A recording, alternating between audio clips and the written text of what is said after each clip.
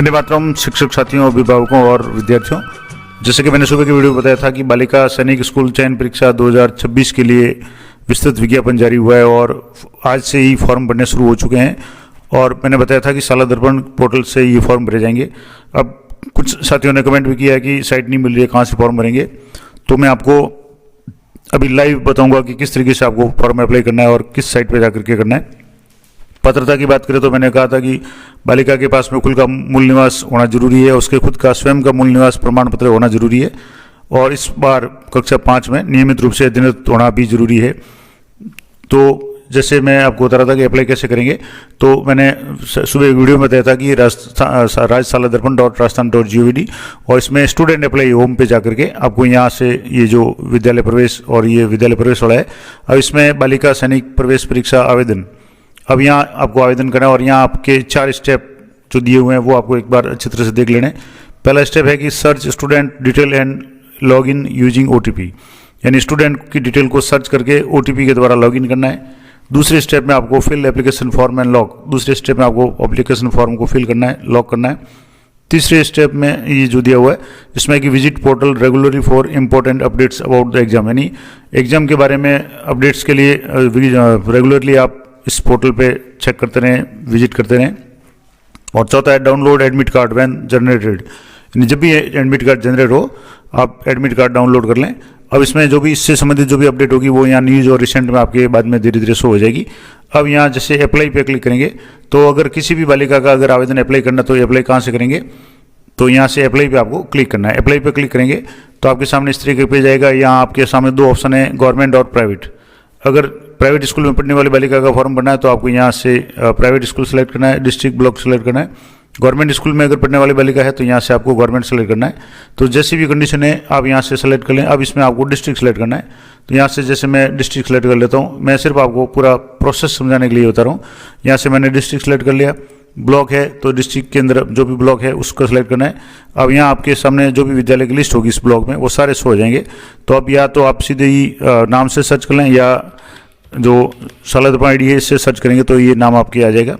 अब student name at least 1 character, यानी बालिका का नाम और सिर्फ 1 करेक्टर अगर करेंगे तो भी नाम आ जाएगा। यहाँ से जैसे मैंने एक करेक्टर इसमें सेलेक्ट किया है, EN कर लिया और यहाँ से सर्च पर क्लिक करेंगे तो जो भी बालिका होगी वो यहाँ नाम आ जाएगा। अभी जैसे इसमें ये आ गया नीचे, ये बालिका का स्टूडेंट NIC ID आ गई, SR नंबर आ गया, नेम आ गया, फादर का नेम, जेंडर आ गया, फीमेल है, मोबाइल नंबर आ गए और सेंड OTP।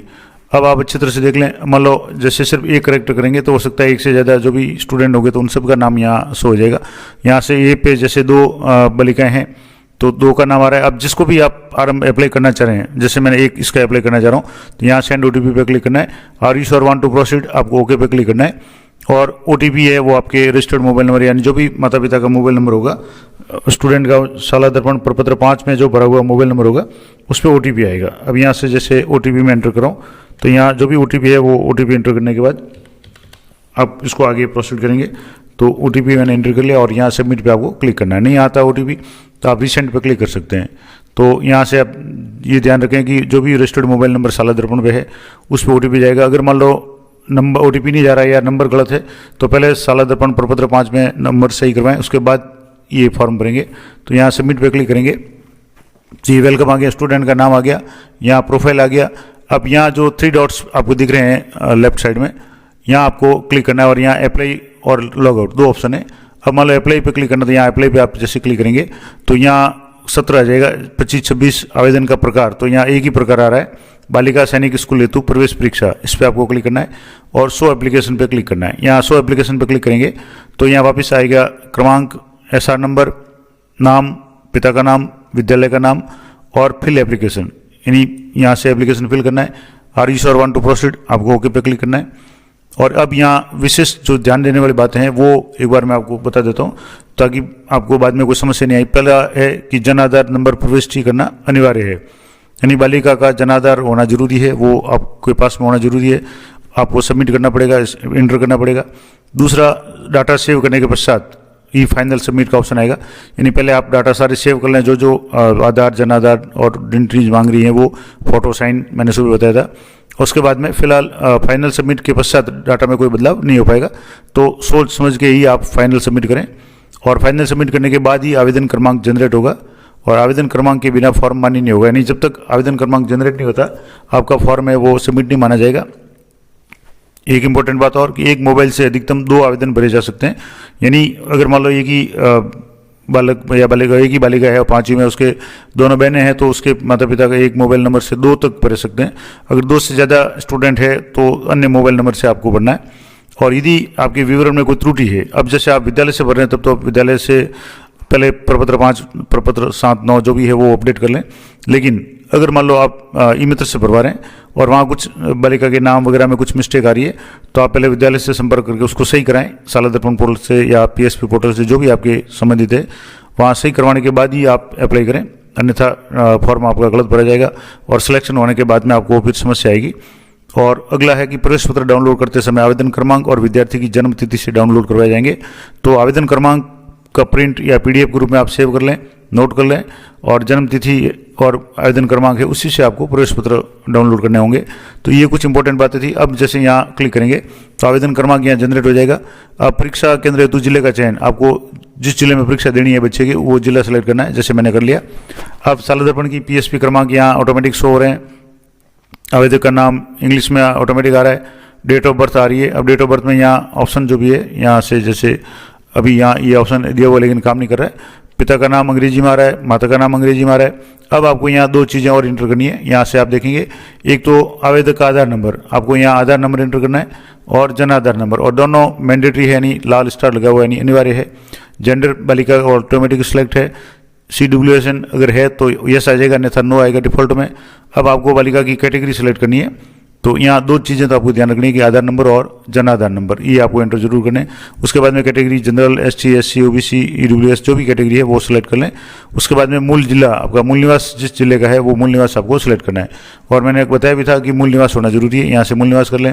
उसके बाद में आपको एड्रेस फिल करना है, जो भी बालिका का जो भी एड्रेस है वो आपको एड्रेस फिल करना है, जिसमें गाँव का नाम, पोस्ट का नाम, वाया पंचायत, ब्लॉक और पंचायत समिति वगैरह।